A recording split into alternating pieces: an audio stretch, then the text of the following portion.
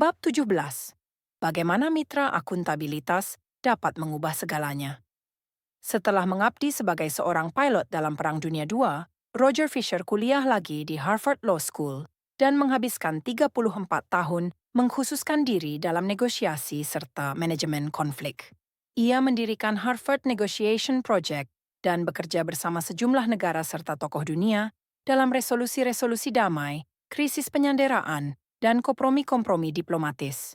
Namun baru pada 1970-an dan 1980-an, ketika ancaman perang nuklir memuncak, Fisher mengembangkan gagasannya yang barangkali paling menarik. Saat itu Fisher berfokus pada perancangan strategi yang dapat mencegah perang nuklir dan ia menemui kenyataan yang sangat membahayakan. Siapapun presiden yang sedang menjabat, ia akan memiliki akses ke sandi-sandi peluncuran yang mampu mencabut nyawa jutaan orang, tapi tidak akan pernah melihat sendiri siapa yang tewas karena selalu berada ribuan kilometer dari tempat kejadian. Yang saya sarankan sangat sederhana, tulisnya dalam tahun 1981.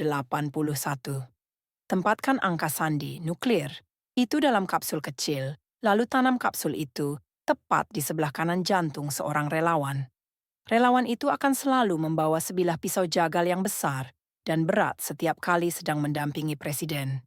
Seandainya presiden sampai ingin meluncurkan senjata nuklir, satu-satunya yang dapat ia perbuat adalah terlebih dahulu membunuh relawan itu dengan tangannya sendiri, mencabut nyawa orang yang sama-sama manusia. Presiden akan berkata, "George, maaf, tapi puluhan juta orang lain itu harus mati." Ia harus melihat orang itu dan merasakan apa yang disebut kematian. Kematian yang sia-sia. Darah di karpet Gedung Putih. Sang presiden harus merasakan sendiri realitas itu. Ketika saran itu saya sampaikan kepada teman-teman di Pentagon, tanggapan mereka adalah, "Ya Tuhan, itu mengerikan sekali. Harus mencabut nyawa seseorang akan membuat keputusan presiden terdistorsi. Ia mungkin tidak pernah menekan tombol." Selama perbincangan kita tentang hukum keempat perubahan perilaku, kita telah membahas pentingnya menjadikan kebiasaan baik menghadirkan kepuasan secara langsung. Usulan Fisher seperti kebalikan hukum keempat itu, menjadikannya mengecewakan secara langsung, sama seperti kita lebih mungkin mengulang pengalaman ketika babak akhirnya memuaskan, kita juga lebih mungkin menghindari pengalaman ketika babak akhirnya membuat kita sakit. Sakit atau nyeri adalah guru yang efektif. Jika kegagalan terasa menyakitkan, kegagalan itu dapat diperbaiki. Jika kegagalan relatif tidak mengakibatkan rasa nyeri, pengalaman itu akan diabaikan.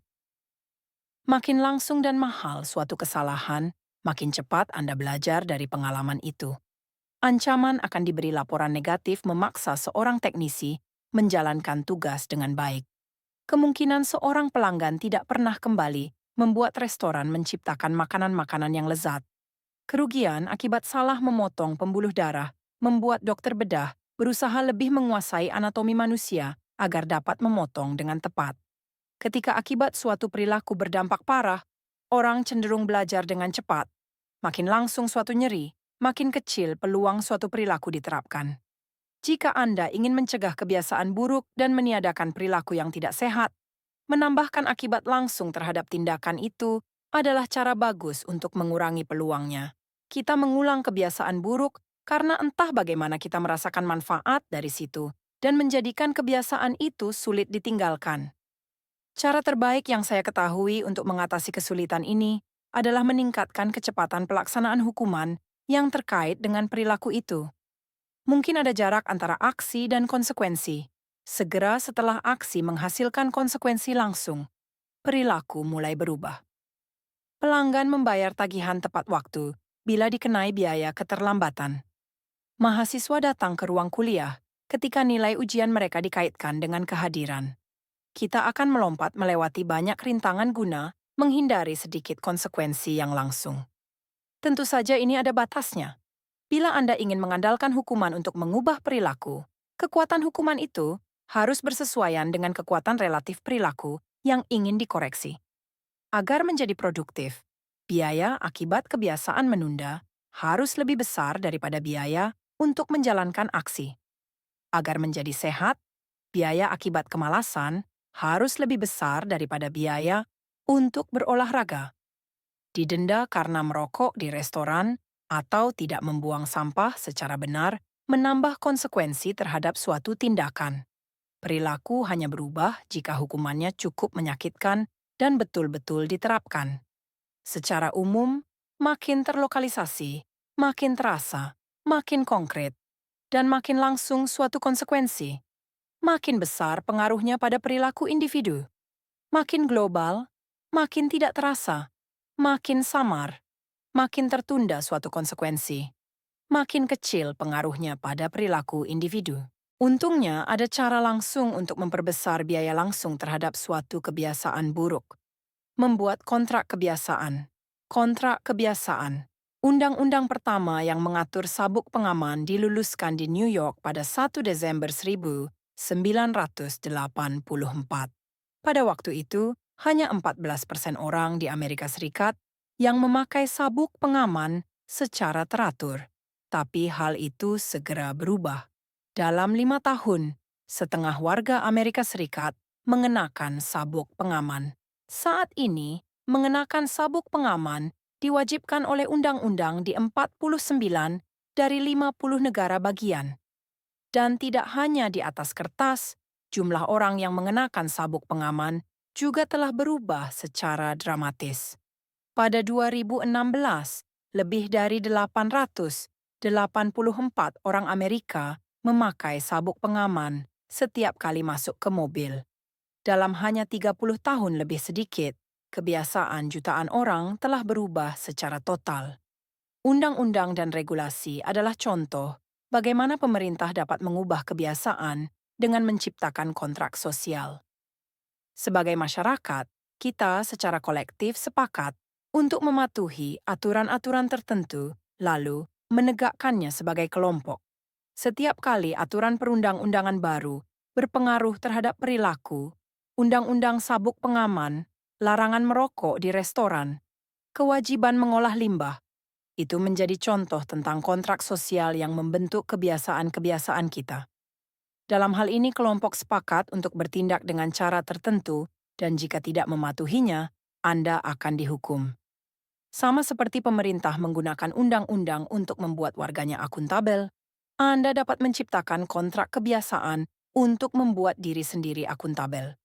Kontrak kebiasaan adalah kesepakatan lisan atau tertulis ketika Anda menyatakan komitmen terhadap kebiasaan tertentu serta hukuman yang akan terjadi seandainya Anda tidak mengikutinya.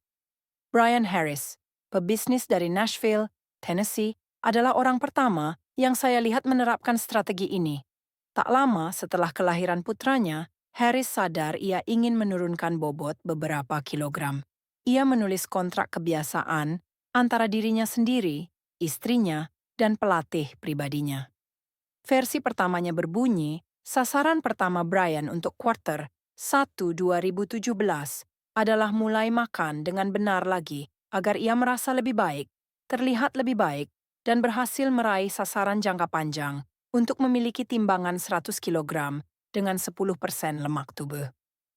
Di bawah pernyataan itu, Harris membeberkan peta jalan untuk meraih hasil idealnya. Fase 1. Kembali ke diet ketat, slow carb, di kuarter 1. Fase 2. Memulai program pemantauan makronutrien yang ketat di kuarter 2. Fase 3. Memperbaiki dan mempertahankan detail program diet dan olahraganya di kuarter 3.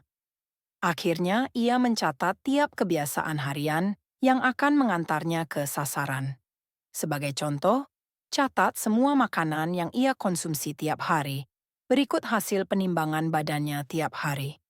Selanjutnya, ia menuliskan hukuman seandainya tidak mematuhi kontrak. Kalau Brian tidak melaksanakan kedua hal ini, konsekuensi berikut terpaksa diterapkan. Ia harus berpakaian lengkap tiap hari dan tiap minggu pagi sampai 1 kuartal berakhir. Yang dimaksudkan dengan berpakaian lengkap adalah tidak mengenakan jeans, t-shirt, jaket bertudung, atau celana pendek. Ia juga akan memberi Joey, pelatihnya, $200 untuk digunakan semaunya kalau melewatkan pencatatan makanan untuk sehari. Di bagian bawah kontrak itu, Harris, istrinya, dan pelatihnya membubuhkan tanda tangan. Reaksi awal saya adalah kontrak seperti ini terkesan terlalu formal dan berlebihan, terutama tanda tangan. Namun Harris meyakinkan saya bahwa menandatangani kontrak adalah indikasi keseriusan. Setiap kali melewatkan bagian ini, katanya, hampir seketika saya mulai kendur. 3 bulan kemudian, setelah mencapai target kuarter 1, Harris meningkatkan sasaran. Konsekuensi juga ditingkatkan. Kalau melewatkan target karbohidrat dan protein, ia harus membayar pelatihnya $100. Kalau lupa menimbang badan, ia harus memberi istrinya $500 untuk dipakai sesukanya. Barangkali yang paling menyakitkan, kalau lupa berlatih sprint, ia harus memakai pakaian resmi setiap hari dan mengenakan topi Alabama sampai akhir kuartal. Yang lebih pahit daripada hukuman lain, strategi itu berhasil. Dengan istri dan pelatihnya bertindak sebagai mitra akuntabilitas, dan dengan kontrak kebiasaan yang menguraikan secara jelas apa yang harus dilakukan setiap hari, Harris berhasil menurunkan berat badan. Untuk menjadikan kebiasaan buruk mengecewakan, opsi terbaik Anda adalah menjadikan kebiasaan itu menyakitkan saat itu juga. Menyusun kontrak kebiasaan adalah cara langsung untuk melakukannya. Anda dapat melihat habit contracts sesungguhnya yang dipakai oleh Brian Harris dan mendapatkan template kosongnya di atomichabits.com/contract. Bahkan seandainya Anda tidak ingin menyusun kontrak kebiasaan selengkap itu, memiliki mitra akuntabilitas sudah sangat membantu. Pelawak Margaret Cho menulis lawakan atau lagu setiap hari. Ia menjadikan 1 lagu per hari sebagai tantangan di depan temannya, yang membantunya tetap akuntabel. Tahu ada seseorang yang menyaksikan dapat menjadi motivator yang dahsyat. Anda hampir tidak mungkin menunda-nunda atau menyerah karena kerugian langsungnya ada. Bila Anda tidak mematuhinya, barangkali mereka akan memandang Anda sebagai sosok yang tidak dapat dipercaya atau pemalas. Tiba-tiba, Anda tidak hanya gagal memenuhi janji pada diri sendiri, tapi juga gagal memenuhi janji pada orang lain. Anda bahkan dapat mengotomatiskan proses ini. Thomas Frank, pebisnis di Boulder, Colorado, bangun pukul 5.55 tiap pagi. Jika tidak melakukannya, ia menulis tweet otomatis yang berbunyi, "Pukul 6.10, dan saya tidak bangun karena saya malas." Jawab ini untuk mendapatkan $5 via PayPal, limit 5. Karena beker, saya tidak rusak. Kita selalu berusaha menampilkan diri terbaik kita pada dunia. Kita menyisir rambut dan menggosok gigi dan berdandan sebaik mungkin karena kita tahu kebiasaan-kebiasaan ini paling mungkin mendapatkan reaksi yang positif. Kita ingin memperoleh nilai baik dan lulus dari sekolah terbaik agar mendapatkan kesan terbaik dari calon pemberi kerja, teman, dan keluarga. Kita peduli terhadap pandangan orang sekitar karena itu berguna agar mereka menyukai kita. Ini tepatnya mengapa mendapatkan mitra akuntabilitas atau menandatangani kontrak juga banyak gunanya. Ringkasan bab. Kebalikan hukum keempat perubahan perilaku adalah menjadikannya mengecewakan. Kita lebih mustahil mengulang kebiasaan buruk kalau kebiasaan itu menyakitkan atau mengecewakan. Mitra akuntabilitas dapat menciptakan kerugian langsung atas kemangkiran kita. Kita sangat peduli terhadap pandangan orang lain tentang kita. Jadi kita tidak ingin orang lain berpandangan buruk tentang kita. Kontrak kebiasaan dapat dipakai untuk menambahkan biaya sosial pada perilaku manapun. Kontrak itu membuat kita harus mengeluarkan uang karena melanggar janji di depan umum. Dan ini menyakitkan. Tahu ada orang yang mengawasi Anda dapat menjadi motivator yang manjur. Cara menciptakan kebiasaan baik. Hukum pertama, menjadikannya terlihat. Mengisi kartu nilai kebiasaan. Tulis kebiasaan-kebiasaan saat ini untuk menyadari semuanya. Menggunakan niat implementasi. Aku akan, perilaku, pada, waktu, di, lokasi. Menumpuk kebiasaan. Setelah kebiasaan sekarang, aku akan, kebiasaan baru. Merancang lingkungan. Menjadikan petunjuk kebiasaan baik terlihat. Hukum kedua, menjadikannya menarik. Menggunakan paket godaan. Pasangkan aksi yang ingin dilakukan dengan aksi yang perlu dilakukan. Bergabung dengan kultur tempat perilaku yang Anda inginkan dianggap perilaku normal. Menciptakan ritual motivasi. Lakukan sesuatu yang Anda nikmati sesaat sebelum kebiasaan yang sulit. Hukum ketiga, menjadikannya mudah mengurangi hambatan. Kurangi jumlah tahap antara Anda dan kebiasaan baik Anda. Menyiapkan lingkungan sebaik mungkin. Siapkan lingkungan agar tindakan di masa mendatang lebih mudah. Menguasai momen menentukan. Optimalkan pilihan-pilihan kecil yang dapat memberikan dampak yang jauh lebih besar. Menggunakan aturan 2 menit. Turunkan skala kebiasaan sampai dapat dikerjakan dalam 2 menit atau kurang. Mengotomatiskan kebiasaan. Berinvestasi dalam teknologi dan pembelian satu kali yang dapat mengunci perilaku di masa mendatang. Hukum keempat. Menjadikannya memuaskan menggunakan penguatan ulang. Beri ganjaran langsung pada diri sendiri ketika menyelesaikan kebiasaan Anda. Jadikan tidak melakukan apa-apa dapat dinikmati. Ketika menghindari kebiasaan buruk, rancang cara untuk melihat manfaatnya. Menggunakan pemantau kebiasaan. Pantau terus rangkaian kebiasaan dan jangan memutus rantai. Jangan mangkir 2 kali. Ketika lupa melakukan suatu kebiasaan, pastikan langsung kembali ke jalur dengan segera. Cara menghentikan kebiasaan buruk. Kebalikan hukum ke-1.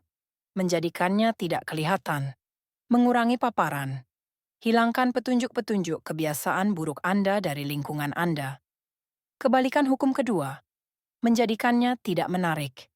Membingkai ulang pola pikir. Berfokus pada manfaat dari menghindari kebiasaan-kebiasaan buruk. Kebalikan hukum ketiga.